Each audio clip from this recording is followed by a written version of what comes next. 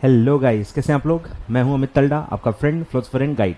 दोस्तों, पहला वीडियो है ये मेरा CS professional corporate funding and listing on stock exchanges. ये मेरा पहला वीडियो है, गाइडेंस वीडियो है, मास्टर क्लास सीरीज जो मेरी चल रही है CS एग्जीक्यूटिव के लिए। मैं एक ही सब्जेक्ट अभी पढ़ाता हूँ CS प्रोफेशनल में, तो उसका मास्टर क्लास गाइडेंस वीडियो ये है। ठीक है, तो अच्छे से देखना, सारी चीज़ों के बारे में आपको बताऊंगा, पेपर एनालिसिस बताऊंगा, पूरा क्या करना है क्या नहीं करना है, बहुत सारे आपको गाइडेंस मैं इसमें देने वाला हूं। बस रिक्वेस्ट एक ही है, वीडियो लाइक ज़रूर कीजिएगा अगर कंटेंट आपको पसंद आए, और शेयर कीजिएगा अपने फ्रेंड्स से जिनको इनकी नीड है। Thank you so much. चलिए स्टार्ट करते हैं। सबसे पहले दो जो पेपर हुए हैं, ठीक है, दो ही पेपर हुए हैं, उनका एनालिसिस कर लेते हैं। जैसे मैं एग्जीक्यूटिव के लिए ऑलरेडी बता चुका हूं, प्रोफेशनल के लिए भी सेम मैं बता रहा हूं कि दो ही पेपर हुए हैं, तो बहुत ज़्यादा डिपेंडेबल ट्रेंड नहीं है।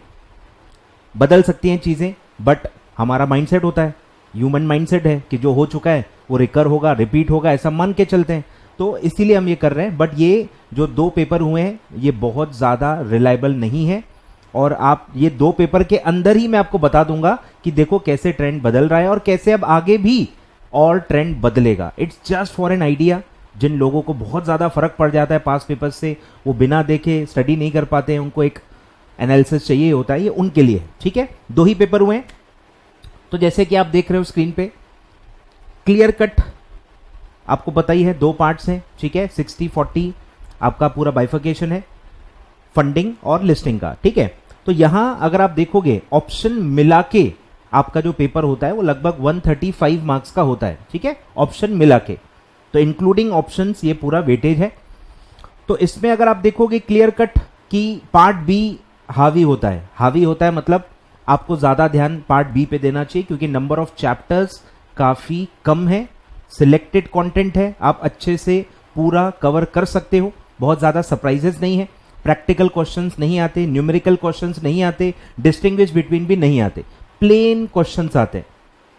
तो लिखने के एंगल से, स्कोरिंग के एंगल से मेरे हिसाब से पार्ट बी ज्यादा बेटर है। थोड़ा हाई लेवल होगा बिकॉज इंटरनेशनल लिस्टिंग और कुछ कुछ पार्ट्स ऐसे हैं जो थोड़े भारी हैं, बट फिर भी उस पर आप टाइम डिवोट कर सकते हो। सिलेक्टेड कंटेंट है, बहुत अच्छे से अगर आप कवर करके जाओ तो जो आप पढ़ के जाओगे उसी में से आपको क्वेश्चंस दिखेंगे।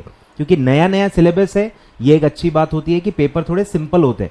धीरे धीरे अब उनकी लेवल बढ़ेगी, धीरे धीरे चीजें टफ होते जाएंगी, बट अभी भी पेपर जो है इनिशियल फेज में ही है, and you can expect moderate papers. एकदम सिंपल भी नहीं आएगा, बहुत ज्यादा टफ भी नहीं आएगा, मॉडरेट पेपर है। धीरे धीरे वो डोज अभी बढ़ाते जाएंगे और धीरे धीरे आपको सिचुएशन बेस्ड क्वेश्चन भी आने लगे हैं। ठीक है, दिसंबर 19 से शुरुआत हो चुकी है। आई थिंक 2 या 3 क्वेश्चन सिचुएशन बेस्ड आ चुके हैं, and now you can expect कि वो सिचुएशन बेस्ड क्वेश्चंस आएंगे जैसे एग्जीक्यूटिव में भी आते हैं। ठीक है, जब आप पहला पेपर देखोगे जून 19 का, तो उसमें एक भी सिचुएशन बेस्ड क्वेश्चन नहीं है, एक भी नहीं था। ठीक है, दिसंबर में डायरेक्टली 2 से 3 क्वेश्चंस आ गए, और अब मुझे लगता है यस 3-4 क्वेश्चंस तो आएंगे, और वो सब भी मैंने इसमें आपको बताऊंगा कि कितना मेरे हिसाब से आ सकता है। ठीक है, तो अगर आप ये पूरा वेटेज देखेंगे, क्लियर कट क्या क्या देखो आपको दिखेगा कि ये चैप्टर्स इंपॉर्टेंट है, क्योंकि इनका वेटेज 15 to 20 मार्क्स है। ठीक है, सबसे मोस्ट इंपॉर्टेंट जो मुझे लगता है वो है पब्लिक फंडिंग, यानी ICDR। फर्स्ट अटेम्प्ट में क्वेश्चन ही नहीं थे, एक ही क्वेश्चन आया था 3 मार्क का, और सीधे 15 मार्क का वेटेज हो गया। अब मुझे लगता है और बढ़ेगा, क्योंकि कंटेंट ही उतना इंपॉर्टेंट है, और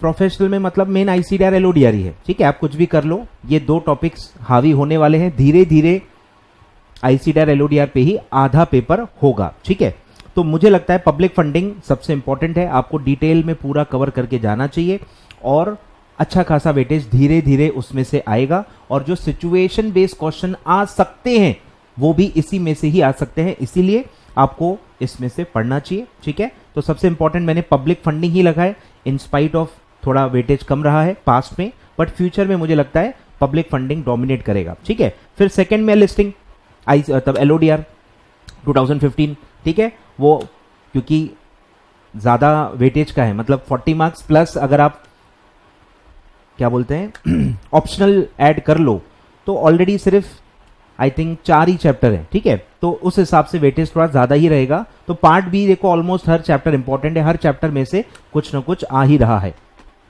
अगर आप देखोगे, देखो LODR, international listing, preparing for IPO और डॉक्यूमेंटेशन, 4 ही चैप्टर्स हैं और वेटेज ही मतलब कंपलसरी वाला ही वेटेज 40 है, ऑप्शन मिला के और ज्यादा है, ठीक है। तो इसीलिए मैं कह रहा हूं कि इसका वेटेज ज्यादा ही रहना है और इसलिए आपको पार्ट बी ही पहले पढ़ना चाहिए, ठीक है। तो पूरे मैंने वो दिया है इंटरनेशनल लिस्टिंग, फिर नीचे डॉक्यूमेंटेशन भी दिया है, प्रिपेयरिंग फॉर आईपीओ भी दिया है, पार्ट भी पूरा इंपॉर्टेंट है। फिर पार्ट ए में अगर आप देखोगे तो पब्लिक फंडिंग ज्यादा इंपॉर्टेंट है, फिर जो आ रहा है गवर्नमेंट एंड बैंक फाइनेंस, ठीक है, डेट वाला जो है चैप्टर, ठीक है, उसमें से भी अगर आप देखोगे फर्स्ट अटेम्प्ट में 20 मार्क्स का आया था, 20 मार्क्स, और फिर देखो कम हो गया 10 मार्क्स, तो वो उसका वेटेज एक्चुअली होना ही उतना चाहिए, 5 to 10 मार्क्स ही वेटेज होना चाहिए, और धीरे धीरे पब्लिक फंडिंग का अब वेटेज बढ़ेगा, ठीक है। तो ये मेरे ख्याल से, और एक फॉरेन फंडिंग भी इंपॉर्टेंट है, ठीक है, फॉरेन फंडिंग में से भी काफी आ रहा है और आएगा भी, उसमें है उतना सारा। तो ये सारे चैप्टर्स सीधे सीधे इंपॉर्टेंट है, 10+ मार्क्स का वेटेज इनमें से रहता है, और आप इसको पूरा डिटेल में कवर करो, पूरा डिटेल में कवर करो, सारे जो मॉड्यूल के हेडिंग्स हैं, हेडिंग सारे के सारे आप कवर करके जाओ, ठीक है। फिर जो नॉट सो इंपॉर्टेंट है वो 3 ही है, ठीक है। एक है एनसीआरपीएस, जो मैंने आपको, अगर आप मुझसे लेक्चर आपने बाई किए हैं तो मैंने आपको बताया हुआ है कि सेपरेट कुछ इसमें है ही नहीं, आधा चैप्टर आईसीडीआर से मिलता जुलता है और आधा चैप्टर डेट मार्केट से मिलता जुलता है, तो अलग से कुछ खास इसमें है नहीं, कुछ सिमिलैरिटी आईसीडीआर वाली है, कुछ सिमिलैरिटी डेट फंडिंग वाली है, और ऑलमोस्ट आप कॉमन पार्ट्स की तरह इसको पढ़ सकते हो, ठीक है। तो उसमें से एक आध क्वेश्चन आता है, 3 मार्क का आया है।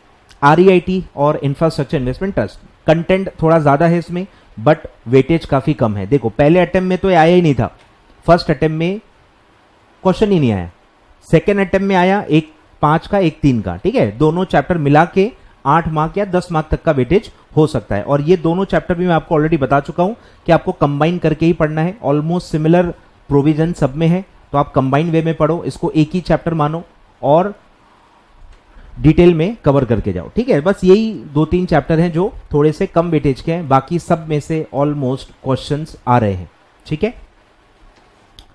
अब न्यूमेरिकल का क्या है, न्यूमेरिकल अलग होता है, सिचुएशन बेस्ड क्वेश्चन अलग होता है, ठीक है। मैं न्यूमेरिकल की बात कर रहा हूं, जिसमें फॉर्मूला लगा के आपको आंसर देना है, जिसमें आपको रेगुलेशंस का रेफरेंस नहीं देना होता है, ठीक है। तो 3 टाइप के क्वेश्चन अभी तक आ चुके हैं।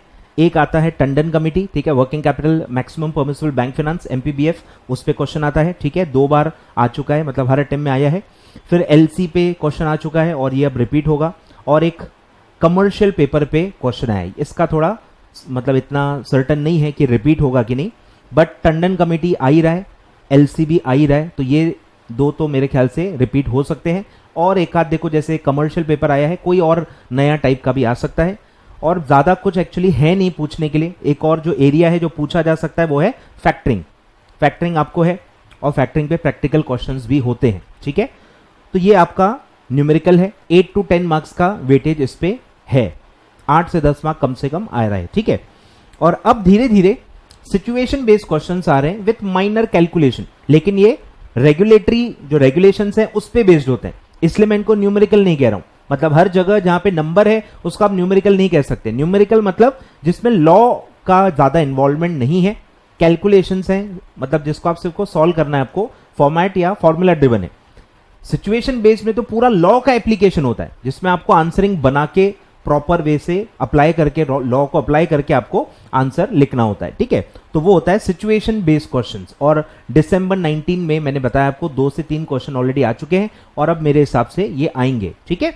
तो देखो पेपर पैटर्न कैसा है, ये है मेरे हिसाब से, डिस्टिंग्विश बिटवीन अलग से 15 मार्क का रहा है, तो आपको अलग से लिस्ट बना के जितना हो सके डिस्टिंग्विश बिटवीन पे फोकस करो, क्योंकि अभी पेपर इनिशियल फेज में तो क्या हो रहा है कि इजी डिस्टिंग्विश आ रहे हैं जो आप प्रेडिक्ट कर सकते हो। 3, 4, 5 अटेम्प्ट और हो जाएंगे, उसके बाद आप प्रेडिक्ट ही नहीं कर पाओगे, क्योंकि रैंडम बेसिस पे कुछ पूछा जाता है। जो एग्जीक्यूटिव में हो रहा है वही मैं आपको बता रहा हूं कि इनिशियल 4-5 पेपर तक इजी आते हैं एंड यू कैन प्रेडिक्ट, और आप अच्छे से लिख के ज्यादा मार्क्स स्कोर कर सकते हो। तो मेरे हिसाब से डिस्टिंग्विश बिटवीन इनिशियल फेज पे ही है, इजी आ रहे हैं। हो सकता है गलती से एक आध रिपीट भी हो जाए, तो पास्ट के भी देख के जाना, एक आध होगा, ज्यादा रिपीट होता नहीं है, ठीक है। तो देख के जाना कि 2 ही पेपर हुए, तो बहुत ज्यादा कवर करने के लिए है नहीं, बहुत ज्यादा टेंशन नहीं है, और इंस्टीट्यूट ने सजेस्टेड आंसर भी दे दिए हैं, तो और आसान हो गया है, ठीक है। तो डिस्टिंग्विश बिटवीन पे आप एक सेपरेट फोकस करो कि आप उसको सेपरेटली कवर कर पाओ। फिर न्यूमेरिकल क्वेश्चंस मैंने बताया आते ही हैं, 10 mark you can expect, 15 mark तक भी जा सकता है, 3 क्वेश्चन भी आ सकते हैं, ठीक है।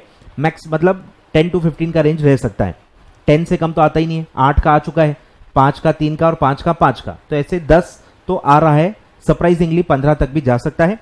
फिर जो नया एंट्री हुआ है वो है सिचुएशन बेस्ड क्वेश्चन का, 10 to 15 मार्क्स मेरे हिसाब से, यानी 2 से 3 मार्क्स आप 2 से 3 क्वेश्चंस आप डेफिनेटली एक्सपेक्ट कर सकते हो, और वो नॉर्मली पार्ट ए में आ रहा है।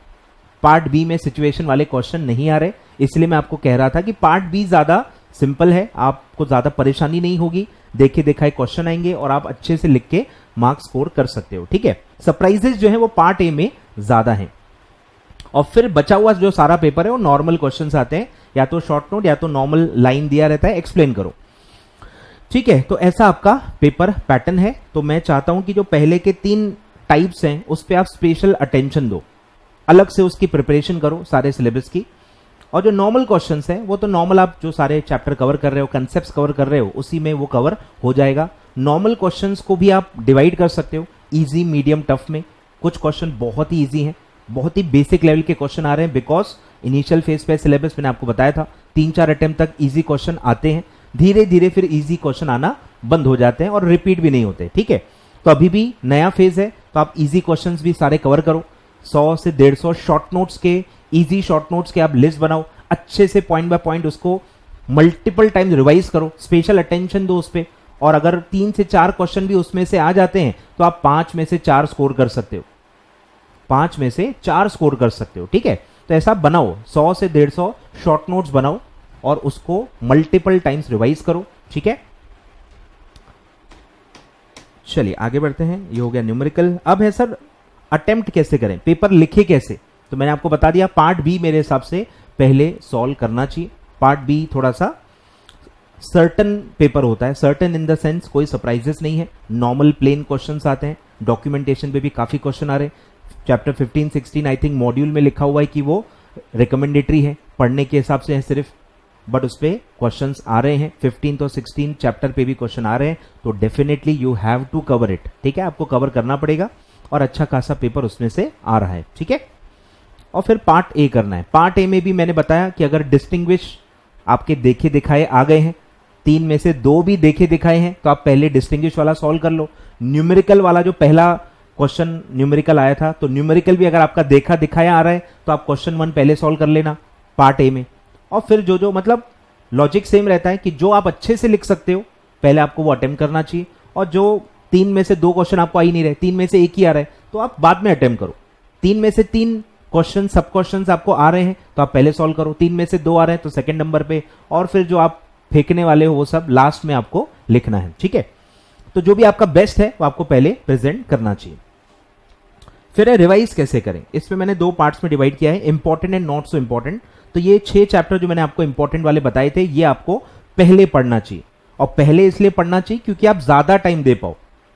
आखिरी में कैसे अपन निपटा देते हैं ना, तो इन चैप्टर्स को एक्चुअली निपटाना नहीं है, इनको अच्छे से डिटेल में पढ़ना है। मॉड्यूल के जो भी हेडिंग्स हैं वो सारे हेडिंग्स कवर करने की कोशिश करनी है। कुछ कुछ बहुत ऑफ बीट भी चीजें दी हुई है मॉड्यूल में, तो आप रैंडमली कुछ चीजें स्किप कर सकते हो, मतलब थोड़ा लाइट रखने के लिए। एकदम मतलब एक मतलब एकदम पीछे ही मत पड़ जाना कि सर ये भी कवर करेगा वो भी कवर करेगा। रैंडमली आप कुछ टॉपिक जो आपको बहुत भारी जा रहे हैं वो आप स्किप कर सकते हो, बट आपको कोशिश करनी चाहिए कि मोर और लेस मॉड्यूल आप इसका कवर कर पाओ, ठीक है। तो ये 6 टॉपिक्स आप पहले पढ़ो, और मेरे हिसाब से 60% ऑफ द टाइम जो भी आपका अवेलेबल है रिवीजन के लिए, आपके पास 12 घंटे, 18 घंटे हैं, 24 घंटे हैं, 36 घंटे हैं, जितना भी टाइम आप एलोकेट कर रहे हो, 60% of your time you should divide in these chapters, ठीक है। डिटेल में अच्छे से आपको पढ़ना है। और फिर जो नॉट सो इंपॉर्टेंट है उनको आपको सेकेंड फेज में पढ़ना है, और बचा हुआ जितना टाइम है, जितना आप इनको पढ़ पाओ, इंपॉर्टेंट या स्कैनर लेवल पे तो कुछ है नहीं, 2 ही पेपर हुए, तो इसके इंपॉर्टेंट सिर्फ आप पढ़ के गए तो भी चल जाएगा, बहुत ज्यादा डेप्थ में जाने की जरूरत नहीं है, ठीक है। तो ये आप नोट कर लो, ये पीपीटी भी मैं अपलोड कर दूंगा मेरे ऐप के अंदर और वेबसाइट के अंदर, तो आप वहां से डाउनलोड कर लेना, या मैं इस वीडियो के डिस्क्रिप्शन में भी उसका लिंक दे दूंगा, ठीक है। तो ये 2 में ऐसे मैंने डिवाइड किया हुआ है, ठीक है। तो ये सारा था जो मुझे बताना था। इंपॉर्टेंट नॉट सो इंपॉर्टेंट मैंने आपको बता दिया, पेपर पैटर्न बता दिया, न्यूमेरिकल कहाँ से आ रहे हैं वो मैंने आपको बता दिया, रिवाइज कैसे करना है और क्या सीक्वेंस में लिखना है ये भी मैंने आपको बता दिया है। इसके अलावा जो स्पेसिफिक कुछ डाउट्स हैं आपके, आप इस वीडियो के कमेंट बॉक्स में पूछ सकते हो, मैं उसको कमेंट बॉक्स में आंसर कर दूंगा। आई होप आपको कुछ ना कुछ इससे हेल्प हुई होगी, और हेल्प हुई होगी तो आप लाइक ज़रूर कीजिएगा और वीडियो को शेयर ज़रूर कर दीजिएगा। Thank you so much.